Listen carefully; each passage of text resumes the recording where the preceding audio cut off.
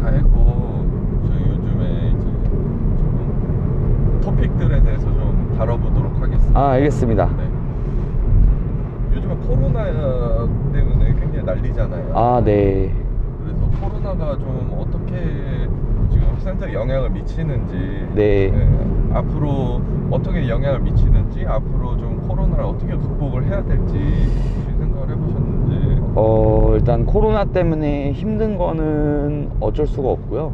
진짜 힘들거든요. 네. 신규 유입이 일단 없어요. 아무래도 그 코로나 공포 분위기가 있기 때문에 심지어 나오셨던 분들도 연기를 하신 분들도 있어서, 물론 당연히 그런 거는 지금 시국이 시국인지라 당연히 그 감염 예방을 위해서 그렇게 하는 게 맞다고 생각을 해요. 근데 이제 먹고 살 부분에서는 힘들어요, 확실히. 그래서 네, 사실 좀 이 코로나 사태도 그렇고 이제 비수기가 있다가 이제 성수기가 오는 찰나에 그러기 때문에 사실 조금 휘청하고 있습니다.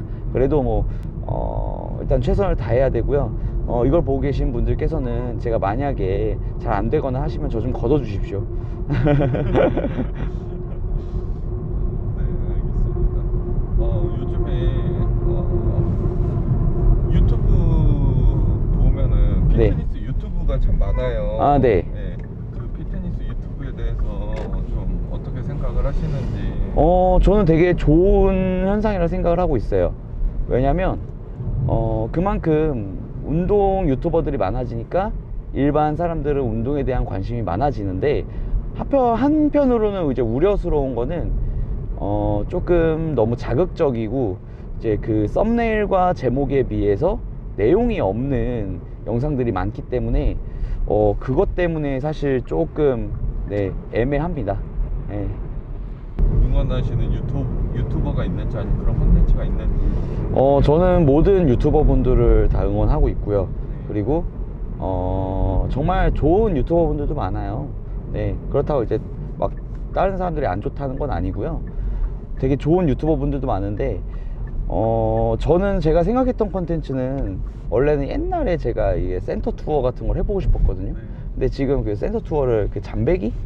네, 네, 그 송기현 님이 그걸 하시잖아요. 그러다 보니까 그러면 난 또 뭘 하지, 이 생각을 하게 되는 거야. 그래서 막상 컨텐츠에 좀 한계가 좀 많이 느끼고 있어서, 한계를.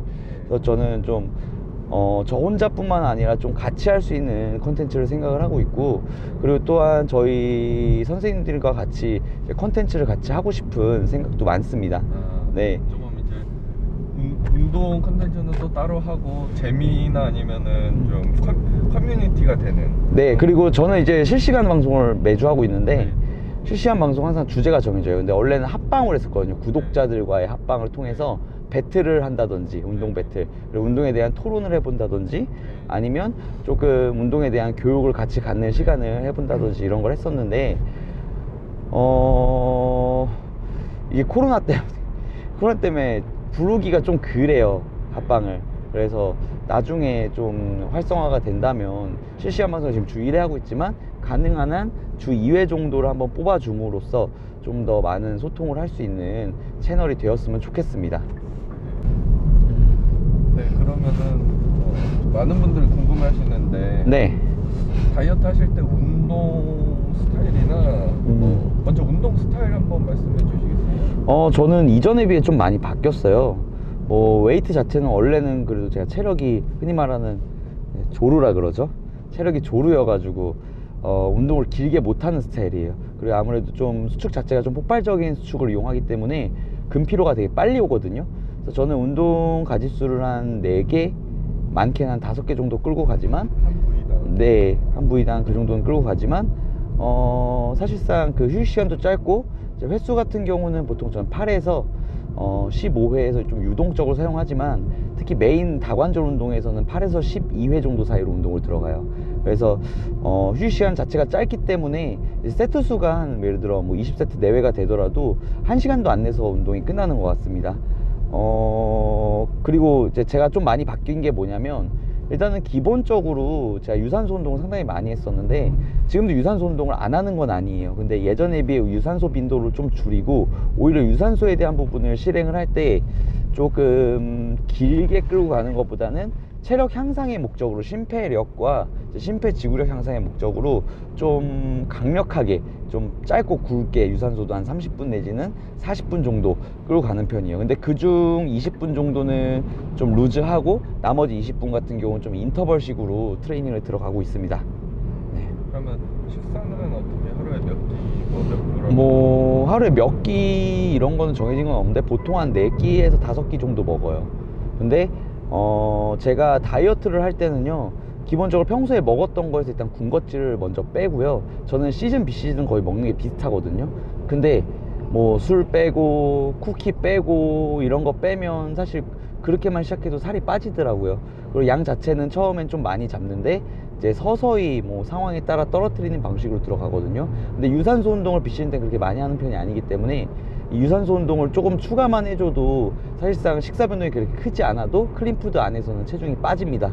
그래서 어느 정도 빼다가 예를 들어 한 10% 미만으로 떨어졌을 때는 조금 더 식사의 구성을 더욱 더 클린하게 들어가는 편이고 여기서 만약에 좀 안 빠졌을 때는 한 1에서 2주 정도 잡고 로우카브를 통해서 잠깐 걷어냈다가 다시 올리면서 상황 지켜보다가 하면서 기간 같은 경우는 짧게 갖기보다는 좀 길게 갖는 편입니다.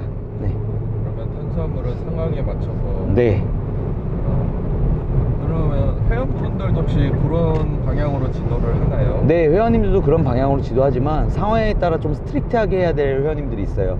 막 진짜 딱딱하게 정해진 거 아니면 본인 자신이 조절을 못 하시는 회원님들이 계시거든요. 그런 경우에는 좀 그냥 제가 일일이 하나하나 그냥 그램 수까지 적어서 요거를 언제는 이렇게 먹을 수 있게끔 들어가고 있는데 회원님들도 마찬가지로 식사를 막 줄이는 스타일이 아니라 처음엔 널널하게 잡았다가 널널하게 잡아도 빠지면 굳이 식사를 바로 그 양을 조절할 수 있을까? 라는 생각을 하거든요. 그래서 좀 너무 많이 줄이지 않는 선에서 그리고 회원님들이 그 다이어트를 했을 때 좀 지치지 않게끔 그 유도를 하고 있습니다. 근데 회원님들 중에 고집이 센 회원님들이 많으시잖아요. 아, 네. 예, 요거는 조금 안 해주셨으면 좋겠다. 선생님들 말 들어줬으면 좋겠다. 그런 부분이 있나요? 일단은 예전에 비해 고집이 센 회원님들은 많이 줄었어요. 네, 왜냐면 그래도 결과로 증명을 했으니까. 네, 회원님들의 대회 이 성적을 결과로 증명했었기 때문에 저는 뭐 그런 거는 없는데 약간 운동을 할 때 그런 게 있어요. 이제 아무래도 유튜브는 정보의 바다거든요. 정보의 바다다 보니까 그게 되게 심했어요. 막 정말 응용된 동작들이 많았잖아요. 많잖아요. 많다 보니까 이제 아무래도 회원님들이 그 응용된 동작을 메인 운동으로 삼아가지고 실상 정말 중요한 메인 운동을 놓쳐버리는 경우가 있더라고요. 그래가지고 저는 거기서 좀 이런 걸 하지 말고 좀 차라리 기본적인 벤치프레스, 스쿼트, 데드리프트를 해라 라는 식으로 이제 운동을 접근케끔 했었는데 이게 근데 유튜브에 나온 정보들이 아 이거 진짜 개쩐다 라고 하니까 사실 그 유튜버들도 보면 신빙성 있고 신뢰도가 높은 유튜버인데 사실은 이 정말 주제와 내용이 완전 반대가 된 형태가 되는 운동이 될 수 있어요. 주제와 목적이. 예. 그러니까 막 요것만 하면은 뭐 네. 다이어트 완성이다. 뭐 요것만 하면 가슴 근육 완성이다. 뭐 요런 주제 말씀하시는 거죠? 네, 맞습니다. 예. 근데 막 진짜 벤치프레스를 해야 되는데 벤치프레스가 아니라 막 다른 이상한 걸 하고 있고 이러니까 저의 입장으로서도 조금은 아쉬웠던 점이 있었던 거죠. 기본 운동에 조금 더 집중을 하면은 네, 맞습니다.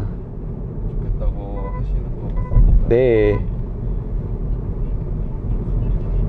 그러면은 혹시 다이어트 팁 같은 거 있을까요? 다이어트 팁이요? 네. 다이어트 팁은 일단은 역시나 좀 적게 먹는 거죠. 적게 먹고 그 다음에 많이 움직이고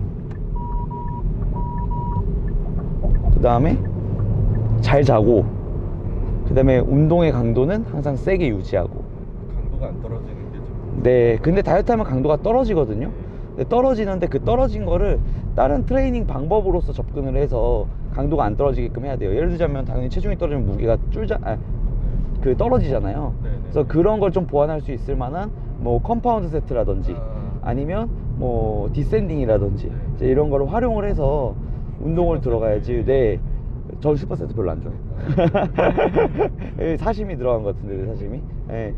그래서 아무튼 저는 그런 식으로 조금 운동의 강도를 유지하는 것도 나쁘지 않다 생각합니다. 그리고 다이어트를 하면 또 살쪘을 때와 또 비슷하게 다이어트가 좀 진행되면 숨이 그냥 차거든요. 네. 그래서 운동을 할 때 숨이 상당히 넘어갈 것 같을 거예요. 근데 그 와중에 뭐 컴파운드나 드롭 세트를 하게 되면 당연히 힘든 건데 그 유저분들께서는 그 힘든 게 비정상이 아니라고 생각을 하시고 당연히 힘들어야 몸이 좋아진다 빠진다라고 생각을 하시는 게 더 나을 거예요. 이게 참 옛날 질문인데 네. 많은 사람들이 좀 중량 다이어트든 뭐 이제 운동을 할 때 중량을 다루거나 아니면은 이제 뭐 좀 자극을 위주로 한다던가 그런 얘기를 많이 하는데 네. 혹시 어떻게 좀 생각을 하면 좋을까요? 쉽게. 누구의 말도 틀리진 않아요. 누구의 말도 틀리진 않는데 정말 중요한 거는 그거거든요. 이제 사람들이 가장 많이 간과하는 게 중량도 중요하고 자극도 중요하지만 중량 없는 자극은 의미가 없고요. 네. 자극 없는 중량도 의미가 없어요. 근데 일단은 여러분들이 아셔야 될 거는 고립 운동을 잘 하려면 자극 없는 중량 훈련을 안정적으로 수행을 했을 때 나중에 고립 운동을 했을 땐 조금 더 효율적으로 할 수가 있다는 거예요. 그러니까